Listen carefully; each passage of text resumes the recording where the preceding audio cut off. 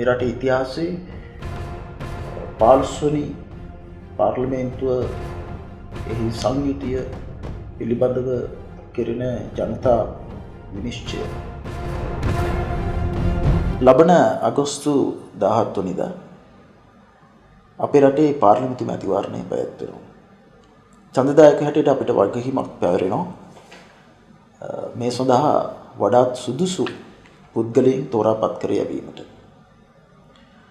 මේ ක්‍රියාවලියේදී 50%ක මූලික වගකීම පැවරෙන්නේ ප්‍රථමයෙන්ම ඒ දේශපාලන පක්ෂවල කෘත්‍යාධිකාරී මණ්ඩල නැත්නම් දේශපාලන බල මණ්ඩල වලට.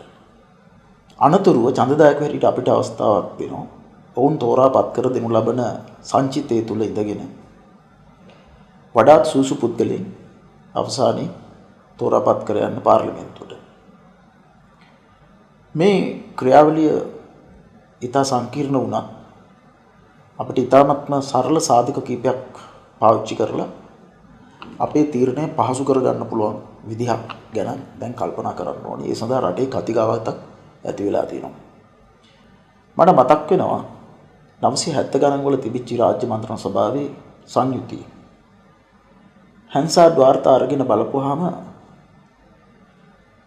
තියෙන තර්ක විතර්ක රටේ අනාගතයේ ආර්ථික ප්‍රතිපත්ති විදේශ ප්‍රතිපත්ති ගැන එවකට හිටපු දේශපාලකයෝ කරපු තර්ක විතර්ක සහ අනාවැකි ආචාර්ය එන්.එම්. පෙරේරා, ආචාර්ය කොලින් ආසිල්ල, ටී.බී. සුබසිංහ, ටී.බී. ඊළඟරත්න, ඒ වගේම එම්.ඩී. බණ්ඩා, ගාමිණී ජයසූරිය, මෑත කාලේ ගාමිණී දිසානායක, ඒ වගේම ලලිත් ඇතුළත් මුදලි වගේ දේශපාලකයන්, ඊටත් පස්සේ ලක්ෂ්ම කදිරගාමර වගේ උදවිය.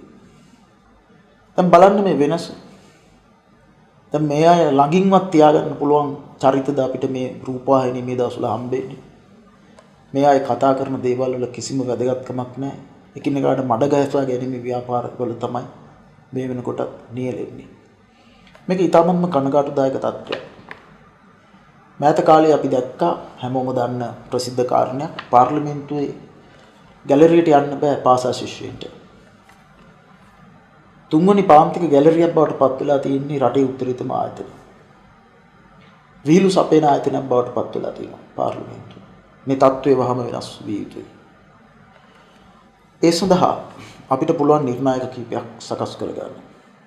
පාර්ලිමේන්තුවේ මූලික වගකීම නැත්නම් කාර්යභාරය වෙන්නේ රටේ රාජ්‍ය ආයතනවල නැත්නම් මහජන මුදල් හැසිරවීම පිළිබඳ යාන්ත්‍රණය සකස් කිරීමේ එතන. ඒ වගේම රාජ්‍ය ප්‍රතිපත්ති තීන්දුව తీරන ගන්නේ ඒ සඳහා නිර්ණායක සපයන්නේ පාර්ලිමේන්තුව. ඒ වගේම අයවැය පිළිබඳ කතිකාව තමන්ගේ ප්‍රදේශවල සංවර්ධන වැඩ කටයුතු ඒ සඳහා මූල්‍ය සම්පත් මානව හා භෞතික සම්පත් මේ සියල්ල එක රාශී කරගෙන මිනිසුන්ගේ අවශ්‍යතාවයන් තේරුම් අරගෙන රටේ පරිපාලන අධිකාරිය සමග යහපත් නම්මැසිලි ගමනක් එක්ක රටේ මූලික නීතියට අවනතව පිළිගත් සම්මුතියට අනුකූලව අවශ්‍ය දේශපාලන නායකත්වයේ සැපයීම. එම නිසා മന്ത്രിවරුන්ට ලොකු වගකීමක් තියෙනවා. මේ වැඩේ කරන්න බෑ නිසි අධ්‍යාපනයක් නැතුව මූලික වශයෙන්ම. මම අධ්‍යාපනය වශයෙන් හඳුන්වන්නේ අඩුතරමේ අපසු උසස් පෙළවත් සමත් පාර්ලිමේන්තු മന്ത്രിවරුන්ගෙන් සැදුම්ලත් පාර්ලිමේන්තුවක් තියෙනවා නම් ටිකක් ආඩම්බර වෙන්න පුළුවන්. මා කිසිසේත් යෝජනා කරන්නේ විශ්වවිද්‍යාල උපාධියකින් හෙබි පාර්ලිමේන්තු മന്ത്രിවරයෙක් හැමතිස්සෙම.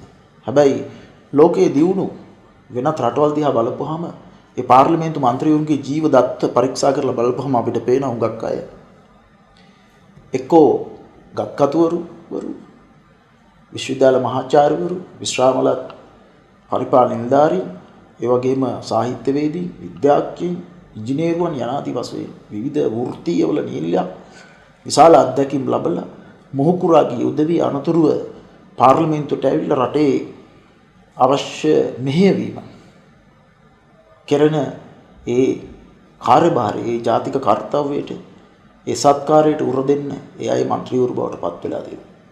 එම නිසා මේ ක්‍රියාවලිය එක දවසෙන් එක ඡන්දෙන් අවසන් කරන්න බැරි වුණත් අඩුතරමේ 50%කින්වත් මේ සංයුතිය වෙනස් කරලා යහපත් පාර්ලිමේන්තු සංස්කෘතියක් ඇති කරන්න පුළුවන් කියන එක මගේ විශ්වාසය. හැබැයි ඡන්දදායකයෝ හැටියට අපි බුද්ධිමත්ව තමන්ගේ ඡන්දේ පාවිච්චි කරොත් පමණයි ඒ දේ සිද්ධ කරගන්න පුළුවන් වෙන්නේ. ඒ වගේම මම පෞද්ගලිකව විශ්වාස කරනවා මොනම කෙනෙකුට තම මතයක් දැරීමට ඇති අයිතිය. ඒක මිනිස් අයිතිවාසිකමක්, ඒක උගත් ජන සමාජයක පිළිගත් සම්මුතියක්. එය ජාතික චින්තනයක් වෙන්න පුළුවන්, ලිබරල් වාදී නැත්නම් ඊටත් එහාට ගිය ජාත්‍යන්තරවාදයක් වෙන්න පුළුවන්, සමාජවාදී නැත්නම් කොමියුනිස්ට් වාදයක් වෙන්න පුළුවන්, වෙන යම් හෝ මතයක් දරන්න තියනවා වෙන්න පුළුවන්. නමුත් මේ මතය නියෝජනය කිරීම සඳහා තමා විසින් පාර්ලිමේන්තුවට යවන පුද්ගලයන්ගේ මූලික ගති ලක්ෂණයක් විය යුත්තේ ඔහු ඇය මන අධ්‍යාපනයක් දැනුමක් සහිත පුද්ගලයන් බවට පත් වී තිබීමයි. ඒ නිසා අඩුම තරමින් අපස උසස් පෙළවත් සමත් පිරිසක් මේ සැරේ පාර්ලිමේන්තුවට යවන්න කියලා මම යෝජනා කරනවා. දෙවනුව විනය. විනය ඇති වෙන්නේ මූලික වශයෙන් ක්‍රීඩාවෙන්, ඒ වගේම පෞල් පසුබිමින්, තමන් අවට පරිසරයේ ආශ්‍රය කරන උදවිය කරන කින දේවල් යනාදී වශයෙන්. එම නිසා පුද්ගලයෙකුගේ විනයට හැදියාවට වැඩි අගයක් තැබිය යුතුයි ඡන්දය දීමේදී. තුන්වනි සහ අවසන් වැදගත්ම සාධකය වෙන්නේ ඔහුට ඔයයට ඇති දැක්ම. මා දැක්ම යනුවෙන් අදහස් කරන්නේ අනාගතයේ දකින්න පුළුවන් හැකියාව. ඒ සඳහා වැඩපිළිවෙලක් තියෙනවා. එහි ප්‍රායෝගික බවක් තියෙනවා. ඒ සඳහා යම් ආකාරයක පන්නරයක් ඔහු ඇය විසින් ලබා තිබිය යුතුයි. දේශපාලන වශයෙන් පරිහානියටපත් වෙච්ච මේ කවුරුවත් මේකට යවලා හරියන්නේ. මම යෝජනා කරන්නේ අධ්‍යාපනයේ විනය සහ මනා දැක්මක් ඇති හොඳ മന്ത്രി පිරිසකින් සමන්විත පාර්ලිමේන්තුවක් අපි ගොඩනගා ගමු කියන කාරණය. දැන් කතාවට කියනවා දේශපාලකයෝ කියන්නේ මගුල් ගෙයක් දැක්කහම ඒ මගුල් ගෙදර මනාලයා වෙන්න හරි කැමතිද? ඒ වගේම පොඩි එකෙක් නාවනවා දැක්කහම ඒ ලදරුවා බවට පත් වෙන දේශපාලකයෝ හරි කැමතියි. මල ගෙයක් දැක්කහම මලමිනිය බවට පත් වෙන දේශපාලකයෝ කැමතියි. මේක තමයි තත්ත්වය.